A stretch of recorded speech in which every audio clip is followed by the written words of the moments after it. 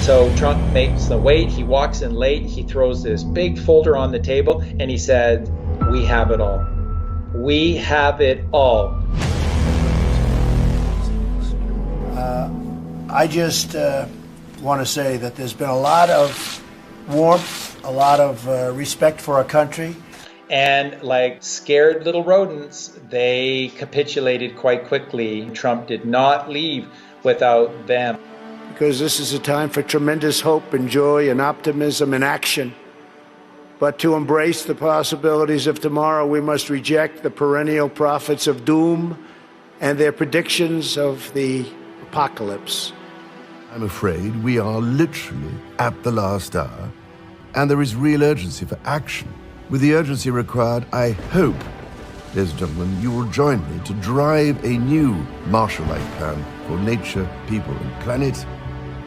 They are the heirs of yesterday's foolish fortune tellers, and I have them, and you have them, and we all have them. This pandemic has provided an opportunity for a reset. Wars, famines, plagues, events that affect the vast bulk of humanity, as this virus has, they don't just come and go.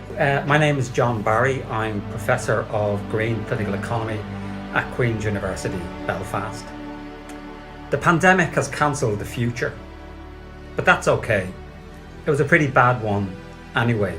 We see these moments as the time to learn and to improve on the world that went before. And that's why this government will build back better.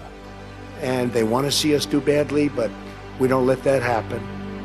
They predicted an overpopulation crisis in the 1960s, mass starvation in the 70s, and an end of oil in the 1990s. These alarmists always demand the same thing: absolute power to dominate, transform, and control every aspect of our lives. The COVID-19 crisis has shown us that our old systems are not fit anymore for the 21st century.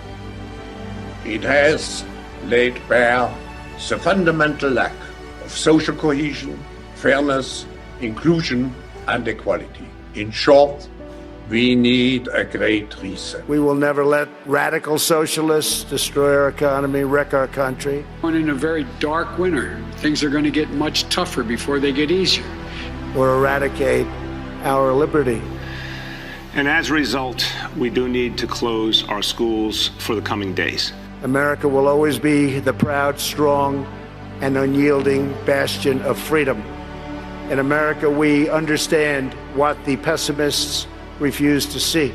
And of course, a unique opportunity to reset our global agenda.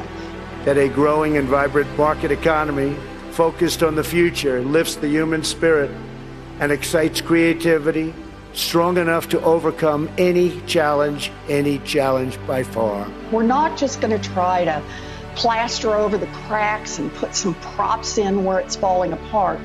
His approach was to say, we're going to build it back better. They get off on delivering these speeches where they use code phrases like build back better, and they get reported enthusiastically in a lot of the media, and the media goes, oh, that sustainability sounds really great. It sounds like really eco-friendly. With a simple sleight of hand, they realized any disaster can be the perfect excuse to build back better, meaning build back greener, by using the money that should be going to disaster relief to instead subsidize the eco-Marxist, anti-capitalist UN agenda at the same time as making renewables investors very rich. Again, this isn't me saying this is them. People ready to work together to improve the state of the world. People who know that change is not just happening, but change can be shaped by us. The great scientific breakthroughs of the 20th century, from penicillin to high-yield wheat to modern transportation and breakthrough vaccines, have lifted living standards and saved billions of lives around the world, and we're continuing to work on things that you'll be hearing about in the near future. It's a Tesla tower. That even today, sitting here right now, you wouldn't believe it's possible. we have found the answers. To provide high-quality, affordable internet to essentially the entire planet. But we have found answers to things that people said would not be possible, certainly not in a very short period of time. The value is moving with the data, just right on top of each other. And that is a world that we can have, but not with the infrastructure you have today.